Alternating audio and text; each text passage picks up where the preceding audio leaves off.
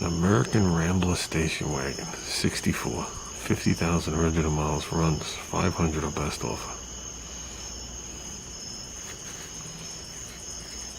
Want to know what's funny about that? Look at the date of the newspaper. Where is it?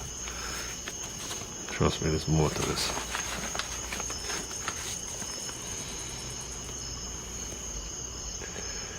Oh, April Fool's Day. That doesn't matter, but April Fool's Day, 1998. Okay, they're off just a little bit on the miles because the miles were 41,000. That is my wagon. This was a friend of my friend. These were the original owners of the wagon. And when my friend found out it was for sale, he went and bought it. And he had it. This is from what, 98?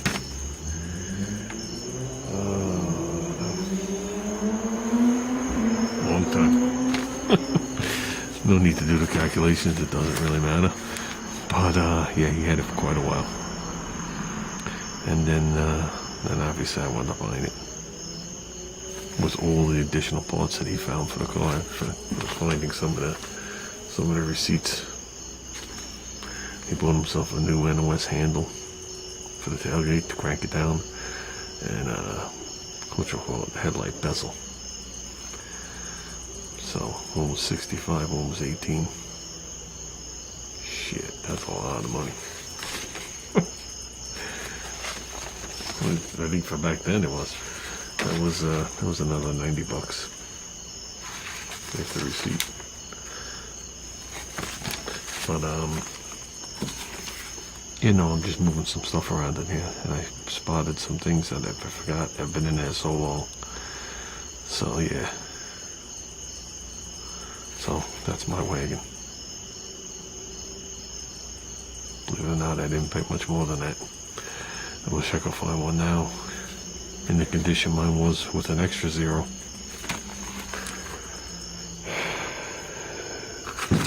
That's a story in itself. Last a week ago today, Wednesday, we were up at the crack of dawn, and we were looking at a 65 four-door sedan. I was looking for something old, classic geek to replace the Concorde. 65, I'd rather have a 65 over a 64 because it has a different radiator support, and when the motor takes a poop, I could dump the Concorde motor and tranny in it.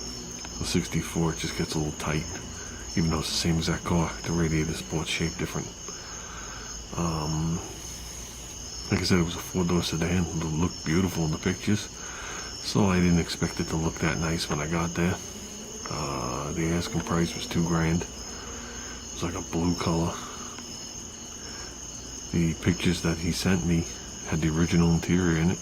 The seat was mint, just like my wagon, no rips in it. Never showed me the headliner. Turns out there was none, but that was the least of it. And we got there, like I said, the crack of dawn, beside other things to do that day. And yeah, needless to say, I'm going to use his camera when I go to sell one of my cars. I don't know, it was his uncle's car. His uncle was the original owner. Last time it was on the road was in 02, and it was probably bundled up before then. Because instead of having like blisters, it had like big areas like the size of my hand lifting away. No cracks in it, but lifting.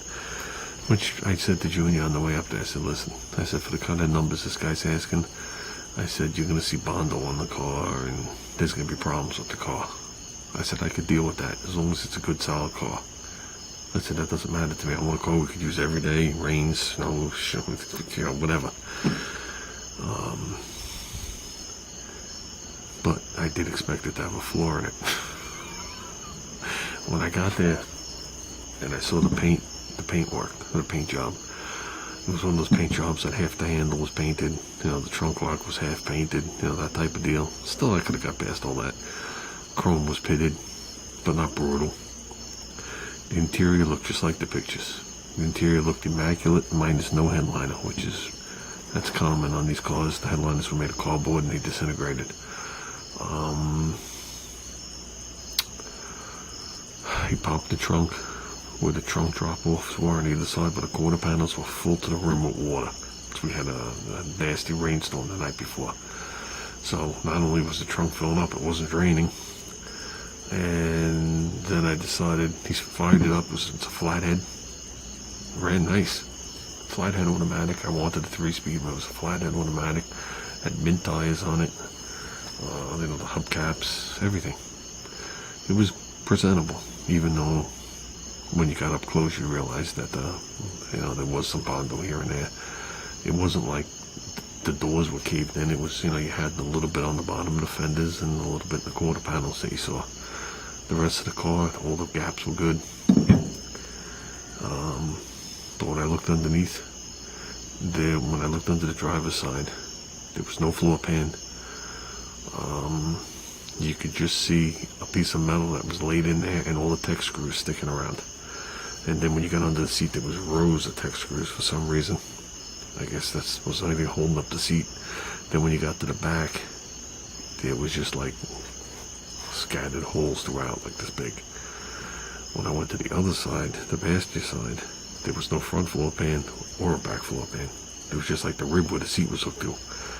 And I was like, no, but there was a new exhaust on it. And whoever did the floors did them recent because the tech screws didn't have rust on them. So, I said to the guy, I said, I'll be truthful with you right now. I said, I expected the body to look like this. That's what I expected. I says, but there's no floor. I said, that I can't deal with. I said, I'm not looking for that kind of project. Then he turned to me and he goes, I just want you to know before you leave that the price is negotiable. And I'm saying to myself, he ain't negotiating down to where I'm going to buy this thing. And I just thanked him and I said no. He was like, okay, fine. Forget about the fact I drove a couple hours to get there. We'll exclude that out.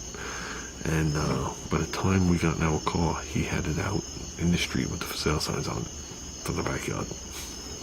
So I don't know if he did that knowing I was going to see it and I would change my mind, or if he was just figured out without, as well pull it out. But yeah, I've come to the conclusion there is no reasonably priced beaters out there unless you want a project, and I really don't want a project. So if we spot something, we spot something. If we don't, we don't. No biggie either way. But I just figured I'd tell you guys that. So